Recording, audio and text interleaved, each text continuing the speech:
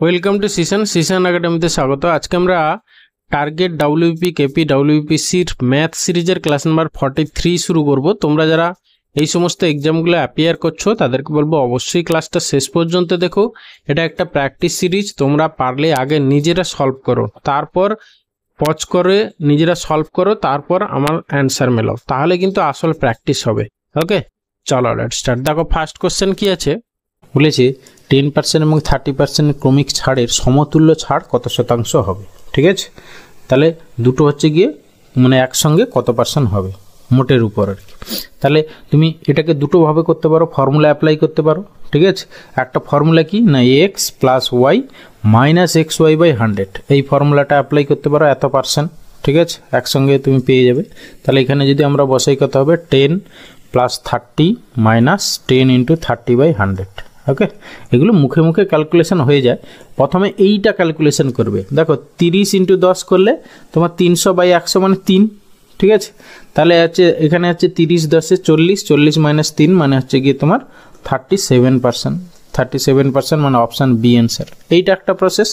Otherwise তোমার ধরো প্রথমে কোনো কিছু 100% আছে, ঠিক আছে, প্রথমে 10% ছাড় দিলে মানে ইন্টু 90 বাই 100 হয়ে গেল, তারপরে আবার 30% দিলে মানে ইন্টু 70 বাই 100 হয়ে গেল। তাহলে মোটের উপর কত গিয়ে দাঁড়ালো 100টা সেটা দেখতে হবে। তাহলে ইকুয়াল টু দুটো শূন্য আবার কেটে দাও, দুটো শূন্য কেটে দিলাম, 9 7 63 63। তাহলে 100 থেকে এখন বর্তমানে 63 হয়েছে। তাহলে কত কমেছে সেটা মানে 100 মাইনাস 63 মানে হচ্ছে গিয়ে 37% কমেছে। ঠিক আছে, এইভাবেও বের করতে পারো, আদারওয়াইজ এই ফর্মুলা অ্যাপ্লাই করতে পারো। ঠিক আছে, এরপরে আছে কোশ্চেন নাম্বার 2। বলেছে যদি পি এর 50% কিউ এর 25% হয় তবে পি ইকুয়াল টু কিউ এর x% হলে এক্স এর ভ্যালু কত। ঠিক আছে, আচ্ছা দেখো পি এর মানে গুণ ইন্টু, দেখো 50% এদিকেও পার্সেন্টেজ আছে এদিকেও পার্সেন্টেজ আছে, তাহলে বাই 100 করার কোনো দরকার নেই। তাহলে P into 50 equal to Q into 25। এবার কাটাকাটি করো, তার হচ্ছে 25 2 50। তাহলে শুধু দেখো এটা চেয়েছে কি পি ইকুয়াল টু, তাহলে পি ইকুয়াল টু তাহলে কিউ ইন্টু কত হবে না হচ্ছে কি হাফ 1/2। এটাকে দেখো এখানে x% বলেছে, তাহলে ইন্টু 100 করে দাও। ঠিক আছে, তাহলে ইন্টু 100 করলে কিউ এত পার্সেন্ট, তাহলে দেয়ারফর কিউ এর কত পার্সেন্ট, এবং এখানে কাটাকাটি করো 2 50 100, তাহলে হচ্ছে গিয়ে কিউ এর 50%। তাহলে এক্স এর ভ্যালু কত হলো, এক্স এর ভ্যালু হচ্ছে 50 মানে অপশান ডি অ্যান্সার। ওকে, এরপরে এসে কোয়েশ্চেন নাম্বার 3। বলেছে দুটি সংখ্যার অনুপাত হচ্ছে 10:7, তাদের পার্থক্য 105 হলে সংখ্যা দুটির সমষ্টি করো। দেখো দুটোর সংখ্যার রেশিও দেওয়া আছে, 10:7 দেওয়া আছে। ঠিক আছে, একটা হচ্ছে 10 ইউনিট আর একটা হচ্ছে গিয়ে 7 ইউনিট। রেশিও প্রপোর্শনের ক্ষেত্রে ইউনিট আমরা ইউজ করি, যেটা খুব ভাইটাল জিনিস। ঠিক আছে, ইউনিটটা এত ইন্টু 10 হতে পারে, 100 হতে পারে, 1000 হতে পারে, ঠিক আছে, বা যে কোনো সংখ্যা হতে পারে ইউনিট মানে। ঠিক আছে, তাহলে এখানে 10 ইউনিট হচ্ছে প্রথম সংখ্যা, দ্বিতীয় সংখ্যা হচ্ছে 7 ইউনিট। এবার তাদের পার্থক্য বলেছে, তাহলে 10 থেকে 7 মানে হচ্ছে কি তাদের পার্থক্য 3 ইউনিট। সেই 3 ইউনিটের ভ্যালু দেওয়া আছে দেখো 105। ওকে, তাহলে সংখ্যা দুটোর সমষ্টি মানে এটা 10 আর এটা 7 কত 17 ইউনিট, তাহলে 17 ইউনিট ইকুয়াল টু কত, সেটাই হবে তোমার অ্যান্সার। তাহলে 3 ইন্টু কত করলে 105 হচ্ছে, 3 3 9 আর হচ্ছে কি 3 5 15 35, তাহলে 17 ইন্টু 35 করো, যা হবে সেটাই অ্যান্সার। ঠিক আছে, 17 5 85 5 হাতে 8, 17 3 51 আর 8 একে 59, তাহলে 595 মানে অপশান সি অ্যান্সার। ওকে, দেখো কোশ্চেন নম্বর 4 কি বলেছে, বলেছে 1 ঘন্টার কত শতাংশ 1 মিনিট 48 সেকেন্ড। ঠিক আছে, 1 ঘন্টার কত শতাংশ, তাহলে যার সাপেক্ষে সেটা হচ্ছে কি নিচে হবে। দেখো আর পুরোটা হচ্ছে কি একটা ইউনিটে কনভার্ট করে নিতে হবে। ঠিক আছে, 1 ঘন্টা মানে হচ্ছে কি দেখো এইটার শেষে সেকেন্ড আছে, তাহলে পুরোটা আমরা সেকেন্ডে কনভার্ট করে নেব। ওকে, 1 ঘন্টার তাহলে নিচে হচ্ছে গিয়ে তোমার 1 ঘন্টা মানে কত সেকেন্ড, মানে হচ্ছে গিয়ে 3600 সেকেন্ড মানে 60 ইন্টু 60 সেকেন্ড। ওকে, এটা সেকেন্ড হয়ে গেল। এবার এই 1 মিনিট 48 সেকেন্ড একে তুমি পুরো সেকেন্ডে কনভার্ট করো। 1 মিনিট মানে হচ্ছে গিয়ে 60 সেকেন্ড প্লাস হচ্ছে গিয়ে 48 মানে কত হচ্ছে 108, উপরে হচ্ছে 108। ওকে, তাহলে এত ইন্টু 100, ব্যাস এটাকে পার্সেন্টেজ কাটাকাটি করে যা হবে সেটাই অ্যান্সার। তাহলে এই দুটো শূন্য কেটে গেল, দুটো শূন্য কেটে গেল, 6 দিয়ে কাটো, 6 একে 6, 6 8 48, আবার হচ্ছে গিয়ে 6 6 3 18, তাহলে হচ্ছে গিয়ে 3% মানে অপশান সি অ্যান্সার। ওকে, এরপরে আছে কোশ্চেন নাম্বার 5। বলেছে পরপর চারটি জোড় সংখ্যার গড় হলো 15, দ্বিতীয় সর্বোচ্চ সংখ্যা কি? দেখো দিস দিস দিস দিস এরকম চারটে সংখ্যা আছে পরপর, এবার তাদের গড় বলেছে 15। দেখো সবসময় গড় মানে মিডিল নাম্বারটা, মানে এদের মিডিলে এইখানটায় আছে, যেহেতু তোমার এদিকে দুটো থাকবে এদিকে দুটো থাকবে, তার মিডিলেই থাকবে। কারণ কি, যদি ইভেন নাম্বার হয় তাহলে ওইগুলোর মাঝখানের নাম্বারটা হচ্ছে গিয়ে এভারেজ হবে, ঠিক আছে। আর যদি বিজোড় সংখ্যক হয় তাহলে ধরো 3টে থাকলো, তাহলে মাঝখানেরটা হচ্ছে ওই নাম্বার, কিন্তু এখানে এদিকে দুটো এদিকে এইটা হচ্ছে মিডিল নাম্বার হয়ে যাচ্ছে, ঠিক আছে। আচ্ছা, তাহলে এইটা যদি 15 হয় তাহলে আমরা কি জানি যে মিডিল নাম্বারটাই এভারেজ, তাহলে আমরা ধরে নিলাম এইটা 15 হয়ে গেল, তাহলে এদিকে হবে 16, আর পরপর জোড় সংখ্যা বলেছে, তাহলে এইটা হবে গিয়ে কত, এদিকে 16 আর এদিকে হচ্ছে গিয়ে তোমার 18, আর এইদিকে কত হবে তোমার 14, আর এইদিকে কত হবে 12। তাহলে কি চেয়েছিল, দ্বিতীয় সর্বোচ্চ সংখ্যা, দ্বিতীয় সর্বোচ্চ সংখ্যা। তাহলে চারটের মধ্যে দ্বিতীয় সর্বোচ্চ কোনটা, 16, মানে অপশান সি হবে অ্যান্সার, ঠিক আছে। এটাকে আরেকবার বলছি, দেখো সবসময় মনে রাখবে যদি পরপর নাম্বারের কথা বলে তাহলে মিডিল নাম্বারটাই এভারেজ। তাহলে এখানে চারটে নাম্বার দিয়েছে, তাহলে এদিকে দুটো এদিকে দুটো, মানে তার মাঝখানে একটা, ঠিক আছে, সেইটা হচ্ছে গিয়ে তোমার 15, ঠিক আছে। তাহলে এইখান থেকে আমরা বুঝতেই পারছি যে কোনটা কোন নাম্বার হবে কোন দিকে, ওকে। সেখান থেকে আমরা বের করলাম যে দ্বিতীয় সর্বোচ্চ সংখ্যা 16। এরপরে আসি কোশ্চেন নাম্বার 6, কি বলেছে দেখো, বলেছে একটি নির্দিষ্ট কাজ এ বি 6 দিনে, বি সি 12 দিনে করতে পারে। যদি সি একা ওই কাজ 36 দিনে করতে পারে তাহলে এ বি সি একসাথে কাজটি কত দিনে শেষ করতে পারবে। দেখো জাস্ট প্রথমে এই যে বি সি দেওয়া আছে, বিসি টাইম হচ্ছে গিয়ে 12 দিন, শুধু সি এর টাইম হচ্ছে 36, সেখান থেকে বি এর টাইম আমরা পেয়ে যাব কিভাবে, না দুটোর গুণ বাই দুটোর ডিফারেন্স। তাহলে 12 ইন্টু হচ্ছে গিয়ে 36 বাই হচ্ছে গিয়ে 12 আর 36 এর ডিফারেন্স কত, 24। তাহলে 12 2 এ 24 আর হচ্ছে গিয়ে 2 18 36।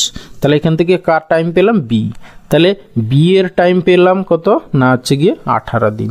আমরা সি এর টাইম জানি 36 দিন। দেখো এইখান থেকে আবার এ বি হচ্ছে গিয়ে 6 দিনে, সেখান থেকে আবার এর টাইম পেয়ে যাব, ঠিক আছে। তাহলে হচ্ছে গিয়ে 6 ইন্টু 18, হ্যাঁ শুধু বি এর টাইম দেওয়া আছে 18 আমরা পেয়ে গেছি। তাহলে 6 ইন্টু 18 বাই এ দুটো ডিফারেন্স, মানে নিচে হচ্ছে গিয়ে 12, 6 2 এ 12 2 9 18। তাহলে এর টাইমও আমরা পেয়ে গেলাম, এর টাইম কত পেয়ে গেলাম, না হচ্ছে গিয়ে তোমার 9 দিন, ওকে। এবার এ বি সি একসাথে যদি কাজটা করে কত দিনে শেষ করবে, ঠিক আছে। এটা দুটো প্রসেসে করতে পারো তোমরা, সবগুলো ওইগুলো রেসিপ্রোকাল যোগ করে যা হবে যে ভ্যালুটা সেটাকে উল্টে দিতে পারো, otherwise time efficiency method use করতে পারো। আমরা রেসিপ্রোকাল করে উল্টে দিচ্ছি, ঠিক আছে। তাহলে এ একদিনে করবে কত অংশ, 1/9 অংশ, বি করবে 1/18 অংশ, সি করবে 1/36 অংশ। তাহলে এদের এলসিএম হবে কত, 36, ঠিক আছে। 9 4 36, 18 2 36, 36 1 36। তাহলে কত হচ্ছে, 4 2 6 7, 7/36, ঠিক আছে, মানে 7/36। এবার এইটাকে জাস্ট উল্টে দাও, তাহলে এ বি সি একসাথে কত দিনে কাজ করে পেয়ে যাবে, ঠিক আছে। মানে অ্যান্সার হবে তোমার 36/7, মানে কি 7 5 এ 35, মানে 5 × 1 = 7 দিন, 5 × 1 = 7, মানে অপশান এ অ্যান্সার, ওকে। এরপরে আসি কোশ্চেন নাম্বার 7, কি বলেছে, বলেছে 2 বছরের জন্য একটি নির্দিষ্ট অঙ্কে চক্রবৃদ্ধি সুদ হলো 410 টাকা এবং একই সময়ের জন্য সরল সুদ যদি 400 টাকা হয় তাহলে সুদের হার কত। দেখো এই টাইপের কোশ্চেন থাকলে তোমরা মনে রাখবে 2 বছরের জন্য কিন্তু একটা ফর্মুলা আছে, যে চক্রবৃদ্ধি সুদ আর সরল সুদ যদি দেওয়া থাকে তাহলে সিআই বাই হচ্ছে গিয়ে এসআই, মানে কম্পাউন্ড ইন্টারেস্ট 2 বছরের বাই হচ্ছে গিয়ে 2 বছরের simple interest equal to ratio কি, মানে 200 প্লাস আর বাই হচ্ছে গিয়ে 200, ওকে। এটা মনে রাখবে, বা উল্টোটা SI by CI equal to 200/200 plus R, ঠিক আছে। তাহলে এখান থেকে আমরা বসিয়ে দিই, সিআইটা কত 410 টাকা, এসআইটা কত 400 টাকা, ঠিক আছে, ইকুয়াল টু তাহলে 200 প্লাস আর, আর নিচে হচ্ছে কি তোমার 200, ওকে। আচ্ছা তাহলে আমরা এইটা একটা খেয়াল করো, এখানে 200 আছে এখানে 400 আছে, তাহলে আমি এইটাকে যদি লবে হরে 2 দিয়ে গুণ করে দিই, হ্যাঁ, মানে উপরেরটাকেও 2 দিয়ে গুণ করে দিলাম, নিচেরটাকেও 2 দিয়ে গুণ করে দিলাম, তাহলে একই থাকলো। তাহলে উপরেরটা দেখো কত হয়ে গেল, 400 প্লাস 2r বাই হচ্ছে কি নিচে 400 হয়ে গেল। এবার যদি কম্পেয়ার করি তাহলে আমরা বুঝতেই পারছি 410 ইকুয়াল টু 400 প্লাস 2r, ঠিক আছে। তাহলে সেখান থেকে আমরা পাচ্ছি কি 2r ইকুয়াল টু 10, তাহলে আর ইকুয়াল টু তোমার 5%, ঠিক আছে। সুদের হার চেয়েছিল 5%, মানে অপশান সি অ্যান্সার, ওকে। তাহলে এই ফর্মুলাটা ভালো করে মনে রাখবে, SI বাই CI করলে 200/200 প্লাস R। ওকে, এরপরে আসি কোশ্চেন নাম্বার 8। বলেছে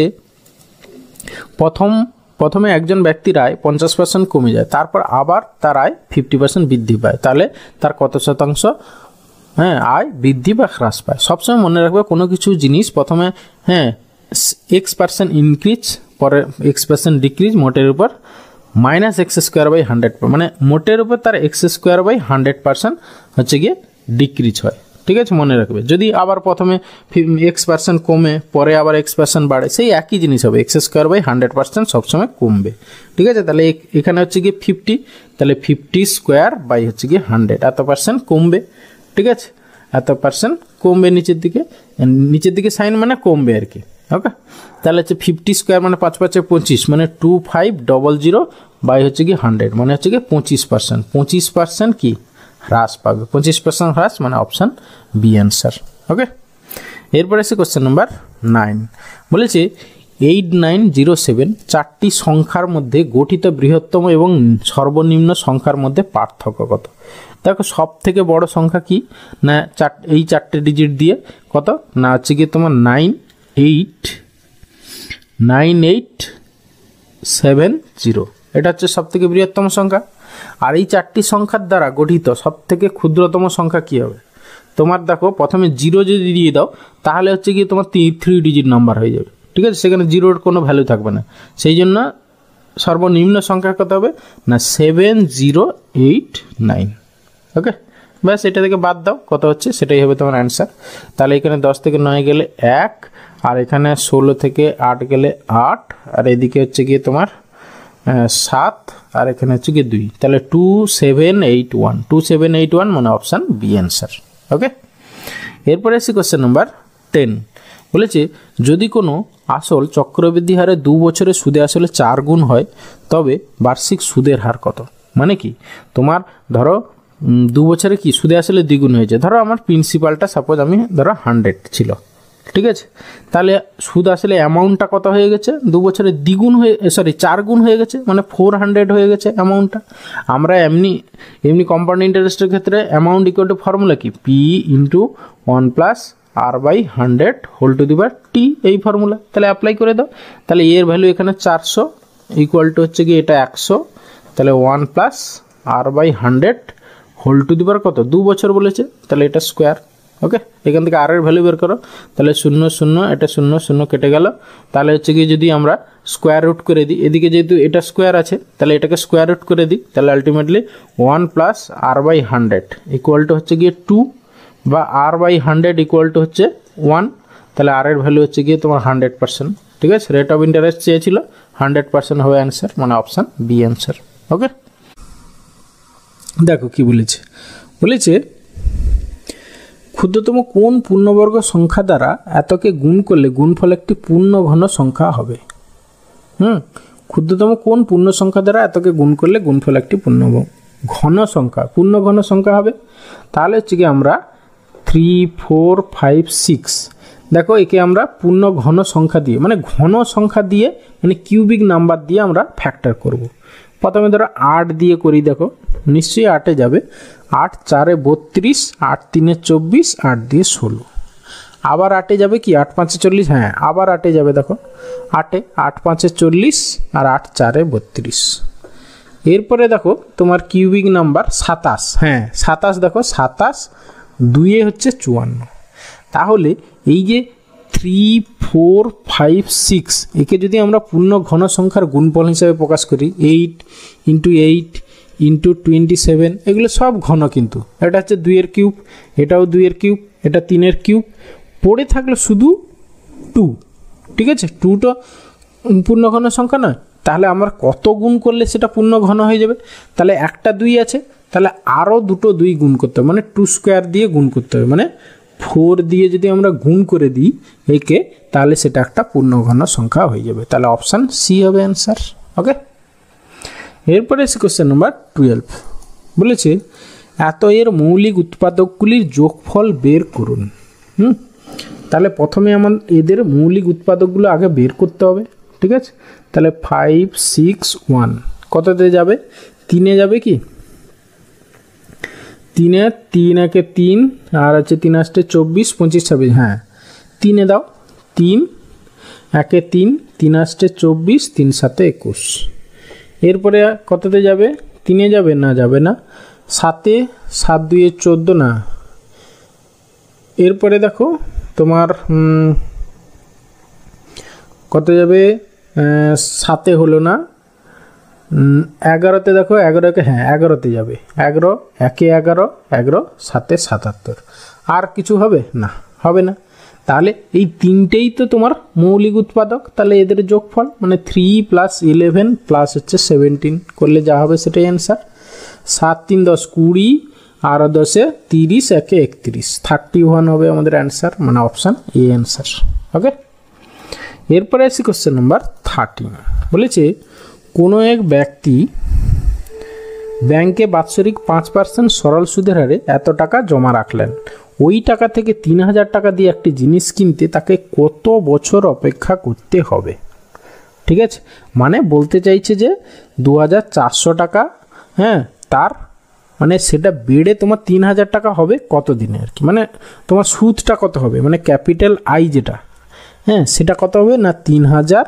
মাইনাস হচ্ছে কি 2400 মানে হচ্ছে কি 600 টাকা সুদ হবে কত দিনে মানে 2400 টাকার 5% হারে হ্যাঁ 600 টাকা সুদ হবে কত দিনে ফর্মুলা বসিয়ে দাও I equal to PRT by 100 I মানে আমাদের এখানে 600 ইকুয়াল টু পিআরটি মানে 2400 ইন্টু আর হচ্ছে গিয়ে 5% ইন্টু টি আমরা জানি না বাই হচ্ছে গিয়ে 100 ব্যাস 0 0 0 0 কেটে দাও ঠিক আছে 5 এ কাটো 5 12 60 তাহলে 24 5 এ 120 তাহলে টি এর ভ্যালু হচ্ছে গিয়ে 5 মানে 5 বছর হবে অ্যান্সার মানে অপশান ডি অ্যান্সার ওকে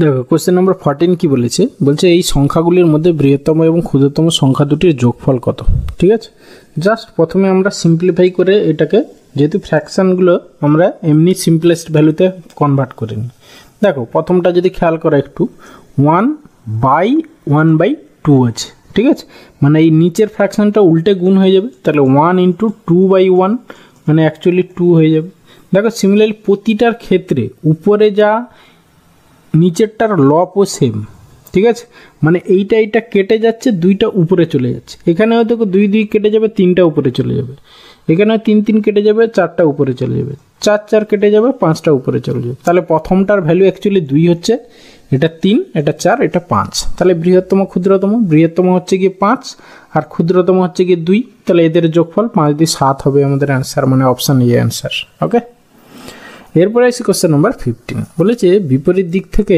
আসা দুটি ট্রেনের বেগ যথাক্রমে 60 কিমি/আওয়ার আর হচ্ছে 45 কিমি/আওয়ার এবং তারা 6 সেকেন্ডে পরস্পরকে অতিক্রম করে একটি ট্রেনের দৈর্ঘ্য 90 মিটার হলে অপরটির দৈর্ঘ্য কত ঠিক আছে জাস্ট দেখো টোটাল ডিস্টেন্স মানে কতটা ডিস্টেন্স তারা 6 সেকেন্ডে কভার করেছে মানে আমাদের ডিস্টেন্স ইকুয়াল টু কি স্পিড ইন্টু হচ্ছে গিয়ে টাইম এখানে স্পিডটা কি হবে রিলেটিভ ভেলোসিটি ঠিক আছে কারণ দুটো ট্রেনের এখানে রিলেটিভ ভেলোসিটি এবার যেহেতু বিপরীত দিক থেকে আসছে তাহলে অ্যাড হবে দুটোর স্পিড অ্যাড হয়ে যাবে তাহলে এর হচ্ছে 60 এর হচ্ছে 45 মানে হচ্ছে 105 এত কি কিমি/আওয়ার তাহলে একে আমরা মিটার/সেকেন্ডে কনভার্ট করতে হলে কি করব 5/18 দিয়ে গুণ করে নিলাম ওকে এটা গেল স্পিড ইন্টু টাইম কত 6 সেকেন্ড লেগেছে বলেছে তাহলে ইন্টু 6 তাহলে সিম্পলিফাই করো তাহলে হচ্ছে গিয়ে তারা এই 6 সেকেন্ডে এতটা ডিস্টেন্স কভার করেছে মানে কি দুটো ট্রেনের যোগফল ঠিক আছে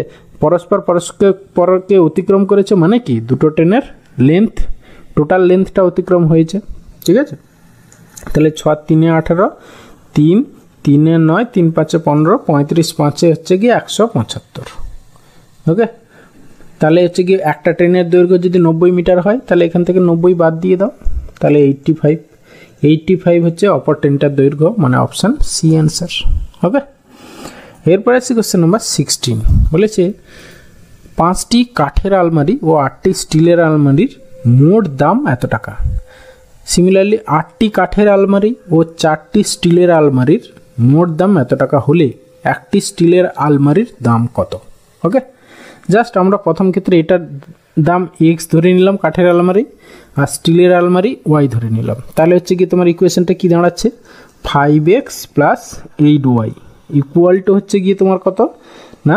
39240।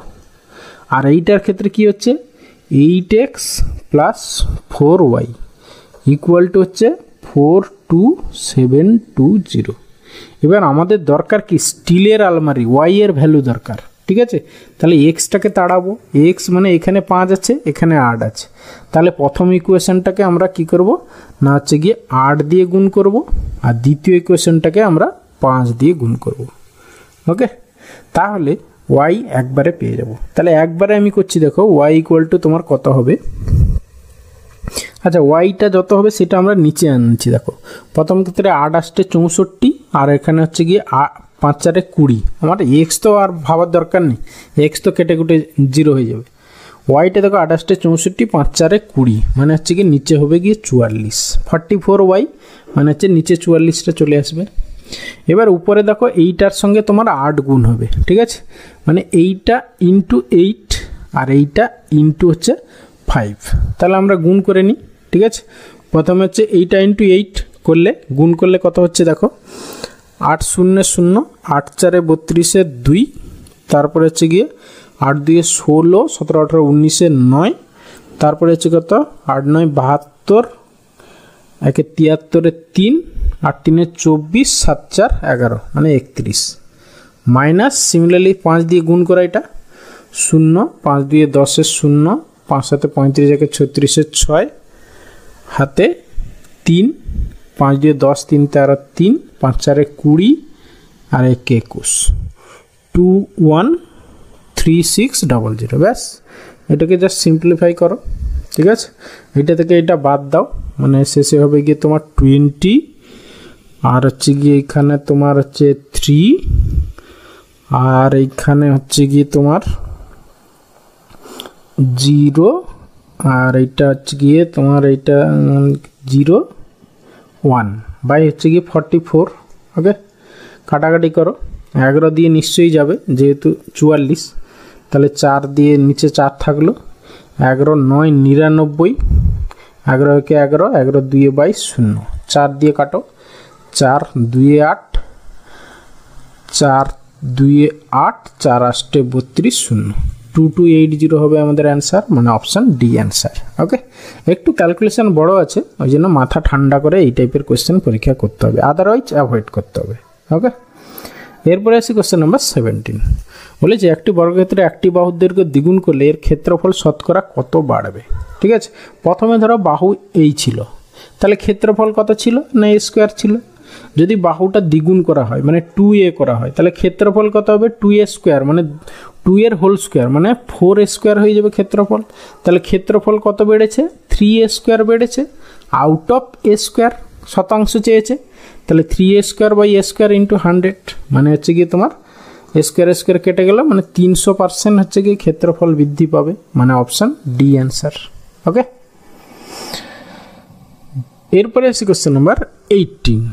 দেখো কি বলেছে, বলেছে রাম ও যদু একটি কাজ যথাক্রমে 10 দিন ও 8 দিনে করতে পারে। যদি দুজনে একত্রে কাজ করে 180 টাকা মজুরি পায়, তাহলে রাম কত টাকা পাবে। ওকে, আচ্ছা এখানে হচ্ছে গিয়ে তোমার টাইম রেশিও, আগে আমরা টাইম রেশিও বের করি। টাইম রেশিও কত হবে দুজনের 10:8, মানে হচ্ছে গিয়ে 5:4। এবার এখান থেকে আমরা এফিসিয়েন্সি রেশিওটা পেয়ে যাব। এফিসিয়েন্সি রেশিও মানে হচ্ছে গিয়ে কাজের অনুপাত, হ্যাঁ, মানে কাজের কর্মক্ষমতার অনুপাত। এফিসিয়েন্সি রেশিও তাহলে কি হলো না, এফিসিয়েন্সি রেশিও হচ্ছে গিয়ে উল্টে যাবে, জাস্ট 4:5 হয়ে যাবে। এবার টাকাটা হচ্ছে এফিসিয়েন্সি রেশিও অনুযায়ী তারা পাবে। ঠিক আছে, টোটাল হচ্ছে কি দেখো 180 টাকা, তাহলে 5 আর 9 ইউনিট, 9 ইউনিট হচ্ছে গিয়ে তোমার টোটাল 180 টাকা। কি বলেছে রাম কত টাকা পাবে, মানে হচ্ছে রামের হচ্ছে 4 ইউনিট হচ্ছে এফিসিয়েন্সি, তার 4 ইউনিট ইকুয়াল টু কত, সেটাই হবে তোমার অ্যান্সার। 9 ইন্টু কত করলে 180 হচ্ছে, 9 ইন্টু 20, তাহলে 4 ইন্টু 20, 4 2 8, 80 টাকা, তাহলে রাম পাবে 80 টাকা, মানে অপশান ডি অ্যান্সার। ওকে, এরপরে আসি কোশ্চেন নাম্বার 9। বলেছে একটি সংখ্যার 2 এর 3 ও 2 এর 5 এর পার্থক্য হলো 28, তাহলে সংখ্যাটি কত? ঠিক আছে, তোমরা সংখ্যাটাকে এক্স ধরে নিতে পারো। ঠিক আছে, ওইভাবে আমরা করব না, আমরা সংখ্যাটাই একবারে ধরে নেব কত, এই 3 আর 5 এদের এলসিএম কত, 15। তাহলে আমরা লেট দ্য নাম্বার হচ্ছে গিয়ে 15 ইউনিট ধরে নিলাম। ঠিক আছে, মানে 15 × 2, 15 × 3 বা 10 ইত্যাদিতে যাই হতো, মানে 15 ইউনিট ধরলাম আমরা নাম্বারটা। ঠিক আছে, এবার তাহলে দেখো প্রথম ক্ষেত্রে তাহলে এই 15 2 3 কত, 3 5 15, 5 2 10। আর দ্বিতীয় ক্ষেত্রে দেখো 15 × 2 5, 5 5 5 3 15, 3 2 6। তাহলে এই যে 10 - 6 মানে হচ্ছে গিয়ে 4, সেই 4 ইউনিটের ভ্যালুই হচ্ছে গিয়ে তোমার বলেছে কত, 28। পার্থক্য বলেছে না 28। তাহলে সংখ্যাটি কত, 4 ইউনিট মানে 28 হলে সংখ্যাটা আমাদের 15 ইউনিট। 15 ইউনিট ইকুয়াল টু কত, ব্যাস 4 × 7 করলে 28। তাহলে 15 × 7 মানে 105 হবে গিয়ে সংখ্যাটা, মানে অপশান এ অ্যান্সার। ওকে, এরপরে আসি কোশ্চেন নাম্বার 20। বলেছে একজন ব্যবসায়ী ক্রয় মূল্যের উপর 20% বাড়িয়ে একটি জিনিসের মূল্য ধার্য করেন, তারপর বিক্রির সময় 20% ছাড় দিলে লাভ বা লোকসান কত হবে? মানে জাস্ট বলতে দিচ্ছে কোনো জিনিসকে প্রথমে X% বাড়িয়ে আবার X% যদি হ্রাস করা হয় তাহলে মোটের উপর কি হবে। আমরা জানি যদি কোনো জিনিসকে X% বাড়ানো হয়, ঠিক আছে, X% যদি ইনক্রিজ করা হয় মানে প্রথমে 20% বাড়ালো, আবার সে 20% ছাড় দিচ্ছে, আবার হচ্ছে X% কি ডিক্রিজ করছে, তাহলে মোটের উপর সবসময় মনে রাখবে ডিক্রিজ হবে কত না, x²/100% ডিক্রিজ হবে। ঠিক আছে, তাহলে এখানে অ্যান্সার হবে কত, 20%, মানে 20² মানে 20 × 20 হচ্ছে কি 100, এত পার্সেন্ট কি ডিক্রিজ হবে বা ক্ষতি হবে এখানে। হ্যাঁ, তাহলে 0 0 0 0 কাটলো মানে হচ্ছে কি 4% হচ্ছে লোকসান, মানে 4% ক্ষতি, মানে অপশান বি হবে অ্যান্সার। ওকে, এরপরে আসি কোশ্চেন নাম্বার 21। বলেছে দেখো কি বলেছে অনিল কিছু টাকা নিয়ে বাজারে গেল, সে তার টাকার 1/8 অংশ দিয়ে টাই কিনলো এবং বাকি অংশের 1/4 অংশ দিয়ে একটি জামা কিনলো, তারপর যা পড়ে থাকলো তার 1/7 অংশ দিয়ে সে একটি রুমাল কিনলো, সবশেষে তার কাছে 72 টাকা পড়ে গেলো। প্রথমে তার কাছে কত টাকা ছিল, জাস্ট কিচ্ছু নেই। এই টাইপের কোশ্চেন থাকলে তোমার শেষে যেটা দেওয়া আছে 72 সেইটা ইনটু, দেখো প্রথমে 1/8 অংশ সে খরচ করে ফেলেছে। ঠিক আছে, টোটাল যদি 8 অংশ হয়, হ্যাঁ, তাহলে হচ্ছে কি পড়ে থাকছে কত, 7/8 অংশ, জাস্ট উল্টে গুণ করে দেবে। ঠিক আছে, বা হচ্ছে হরটা তুমি প্রথমে উপরে লিখে নাও। ঠিক আছে, তাহলে উপরেরটা হর থেকে, হ্যাঁ, লব বাদ দিয়ে নিচে লিখে নাও, তাহলে নিচে হবে 8 - 1 7 ইন্টু দ্বিতীয়টার ক্ষেত্রে দেখো 1/4 অংশ খরচ করেছে। ঠিক আছে, বাকি অংশের তাহলে উপরে 4 হলো, নিচে হলো 4 - 1 মানে নিচে 3 ইন্টু উপরে শেষে দেখো 1/7, তাহলে উপরে 7 হলো, নিচে হচ্ছে 7 - 1 6। ওকে, ব্যাস এটাকে সিম্পলিফাই করো, যা থাকবে সেটাই হবে তোমার অ্যান্সার। হ্যাঁ, সেটাই হচ্ছে তার কাছে প্রথমে এত টাকা ছিল। হ্যাঁ, মানে আমরা সেই এরকম টাইপের, যারা আমার রেগুলার ক্লাস করো তারা জানো যে আমরা যখন ব্যাকওয়ার্ডে যাব 100টা সবসময় উপরে, এখানে হরটা সবসময় উপরে। হ্যাঁ, হরগুলো দেখো সবগুলো আমরা পরপর উপরে লিখেছি, জাস্ট নিচে মানে কি করেছি না, জাস্ট হর থেকে উপরে লবটা বাদ দিয়ে বসিয়ে দিয়েছি। ওকে, করে একেবারে প্রথমে তার কাছে কত টাকা আছে সেটা পেয়ে যাব। তাহলে এখানে দেখো 7 7 কেটে গেল, 6 3 18, 18 4 72, তাহলে হচ্ছে 4 4 16 আসতে 128, তাহলে তার কাছে প্রথমে 128 টাকা ছিল, মানে অপশান সি অ্যান্সার। ওকে, এরপরে আছে কোশ্চেন নাম্বার 22। বলেছে একজন লোক 1 টাকায় 9টি লজেন্স কেনে, বিক্রির সময় লোকটি 10% ক্ষতিতে লজেন্সগুলো বিক্রি করে, কতটা 1 টাকায় কতগুলো লজেন্স তাহলে তিনি বিক্রি করেছিলেন।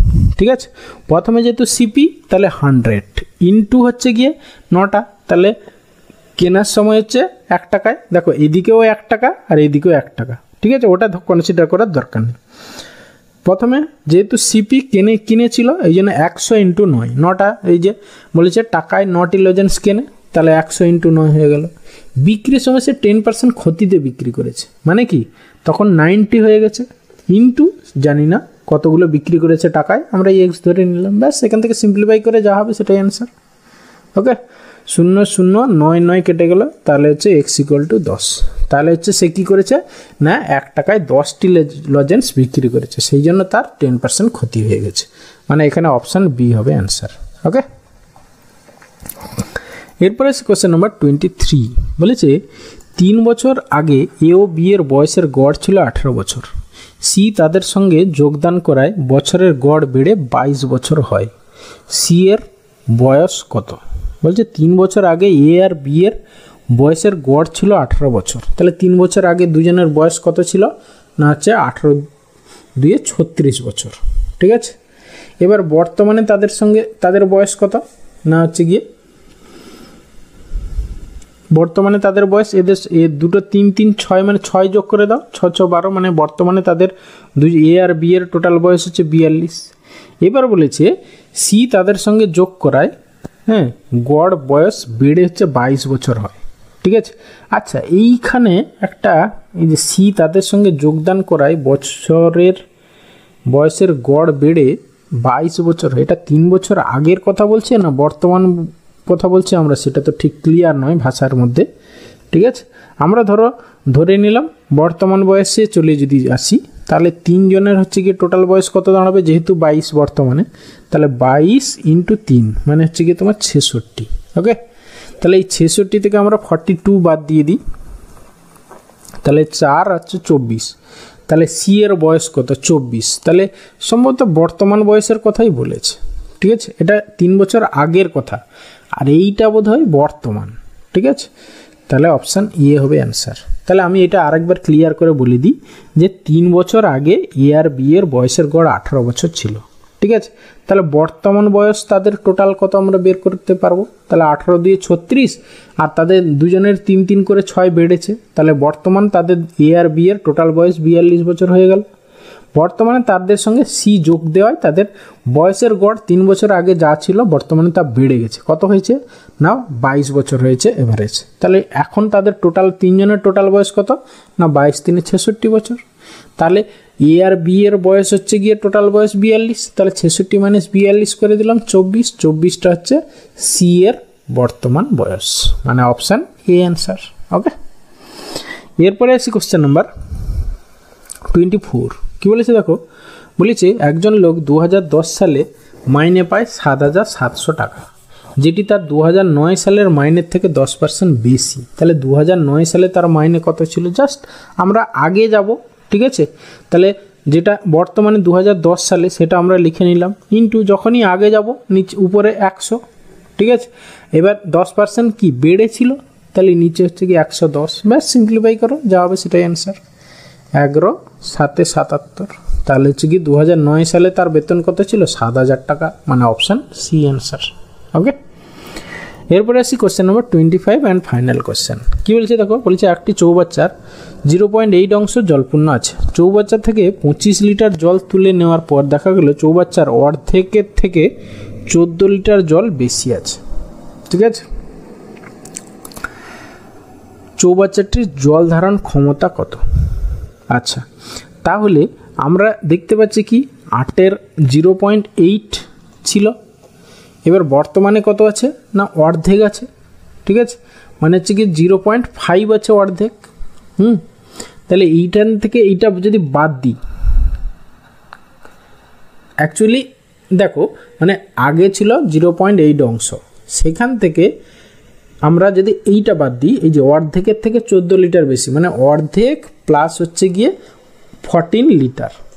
ঠিক আছে, দেখো এইটা এই যে আগে এইটা ছিল সেখান থেকে বর্তমানে এইটা আছে, তাহলে তুলে নেওয়া হয়েছে কত? 25 লিটার, তাহলে ইকুয়াল টু এইটাই হচ্ছে কি 25 লিটার। ব্যাস এখান থেকে তাহলে আমরা কি পাচ্ছি, এটা যদি এটা সিম্পলিফাই করি তাহলে 0.8 - 0.5 মানে হচ্ছে কি 0.3 অংশ ইকুয়াল টু কত হচ্ছে? -14টা ওইদিকে চলে গেল, তাহলে হচ্ছে কি 25 10 35 5 39, তাহলে 39 লিটার। তাহলে হচ্ছে কি 0.3 অংশ মানে 39 লিটার। তাহলে চৌবাচ্চাটির জল ধারণ ক্ষমতা হচ্ছে 1 অংশ ইকুয়াল টু বাই হচ্ছে কি 0.3, তাহলে 13 3 39 মানে 130 লিটার হবে গিয়ে চৌবাচ্চাটার জল ধারণ ক্ষমতা, মানে অপশান ডি অ্যান্সার। ওকে।